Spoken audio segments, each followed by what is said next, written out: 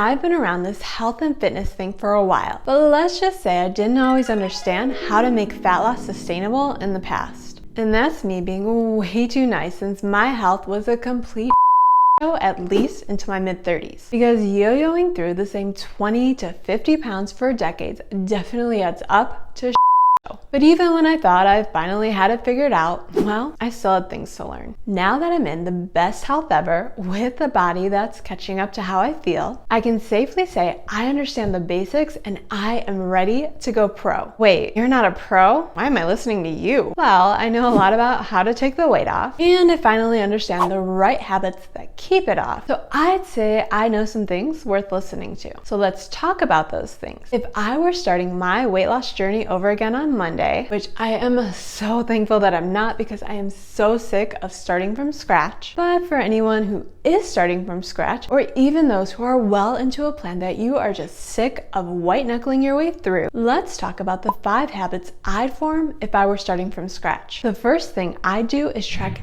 everything I ate. That Cheeto you snuck from your kid's plate, track it. Accidentally scooped an extra 0.5 grams of protein in your shake, track it. The peanut butter knife you licked while making lunches, track it. Also, maybe stop licking knives. If you don't track all of those licks, bites, and nibbles you snack throughout the day, they can easily add up to a weight loss stall. But that's putting the cart before the horse, because here I am just assuming that you're even tracking in the first place. Yeah, because tracking takes so long, and I've already got enough to do. Can I just guess how much I eat? You could, but how's that working out? Are you losing weight week after week? No, not really. Yeah, that's because you're not tracking. Like all of those people in that one study who swore they couldn't lose weight on 1,200 calories. But once they joined a controlled study where they were only given 1,200 calories a day, guess who lost weight? And I'm not by any means telling you to eat 1,200 calories, because that's what my kid ate when he was 2.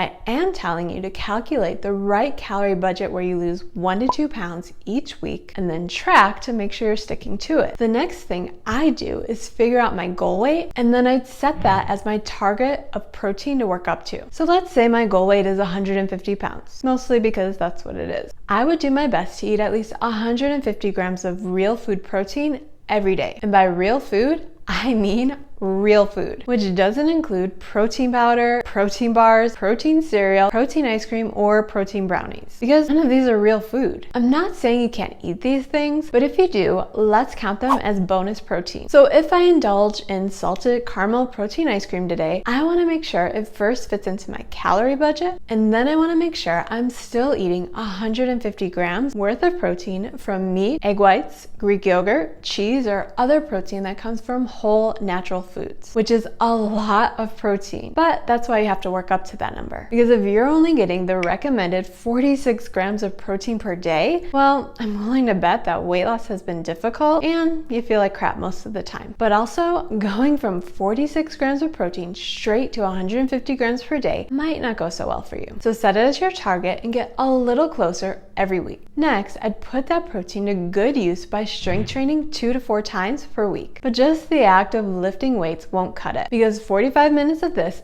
isn't helping you hit your goals. If you've never lifted weights, you'll probably get this part wrong, because strength training is a skill that's learned over time. And any program you put together will only lead to a lot of wasted time and even more frustration. Plus, you probably won't get results, which means you won't stick with it. And it's really important that you stick with it. You know, if you want to keep up everything you worked so hard to lose. So I definitely consult a professional, and I'd want to do it from home because I'm really busy. Plus, I'm kind of a cheater when it comes to abs. And someone standing over me screaming, "You've got 6 more," does not make it easy to skip abs. And that's the exact reason I gave it a go with Copilot Fitness, with sponsoring today's video. Because this amazing app connects me with a live personal trainer who doesn't scream at me whenever I skip abs. In fact, my trainer Cara is really sweet, and she makes helpful suggestions that keep me on track. Yes, even with ab exercises, especially since she understands that's what I need most to help me stand up straighter after years of struggling with back pain and posture. Look, she gives me 3 different ab exercises per workout, but she also eases me into it with only the amount of reps and weights that I can handle. And she's always just a text away anytime I feel like I'm ready to step it up. And she can do that because with the Copilot Fitness app, the trainer set up calls to get to know you, as well is what you need to achieve your goals. Working with Kara couldn't have come at a better time since I recently bought home gym equipment because my gym is always packed. I guess word got out about how effective strength training is for fat loss. Now I have to wait like 30 minutes just to get a bench. Making the home workout transition with Kara has been great since she's able to tailor the workout to my exact needs with the equipment that I already have. So now I don't have to fight a bunch of crock-wearing teenagers for dumbbells and a bench at my busy gym. Plus, if you're new to strength training, you won't waste a bunch of time with workouts that don't get results. The app walks you through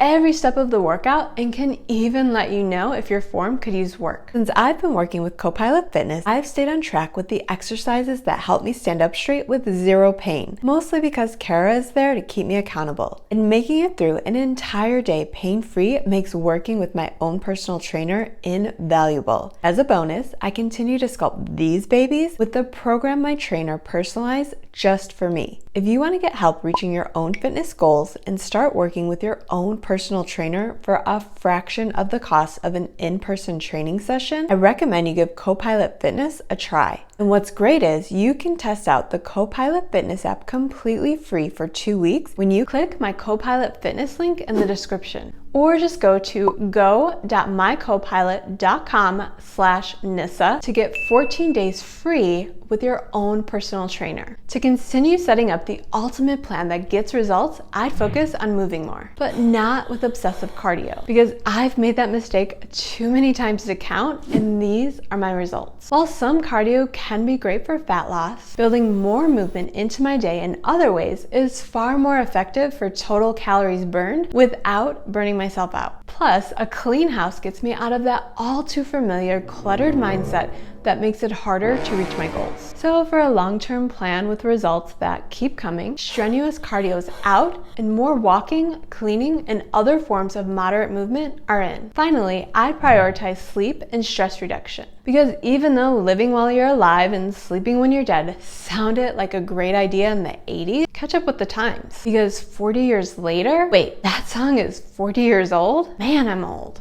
But I digress. 40 years later, we understand that not getting enough high quality sleep makes all of this other stuff way harder. Like, how will you stick to your calorie budget when all your sleep deprived brain can think about is your next crunchy snack? And really, who stress eats cucumbers? Plus, that relaxing time spent stretching each morning makes getting stronger even easier. When you build your metabolism by building more muscle, now you can eat more while losing weight, which means prioritizing sleep and reducing stress brings us full circle, holding together all of the habits you need to form for a successful fat loss plan. Because sleep sets you up to stick to your calorie budget, which also helps you prioritize foods that make a difference. And those foods help you build fat burning muscle, which means you can eat more during your diet so you don't stall halfway through. And you're less stressed since you're finally following a plan where you don't have to starve yourself to get results. And that part's important because eating more while still losing fat keeps your metabolism higher. But how much does more really mean? Sometimes it can mean a lot more. I eat at least 500 to 1,000 calories more per day than with previous fat loss plans. Since I've learned that starvation diets only lead to this, I'm no longer about quick fix strategies. But I'd never follow a starvation plan like that again, because as Dr. Phil says, when you know better, you do better. Wait, did I just quote Dr. Phil? Let's pretend that didn't happen. But what is happening is I'm eating a lot while cruising towards the goal body that I've always wanted. Want to know how? You can watch this video next.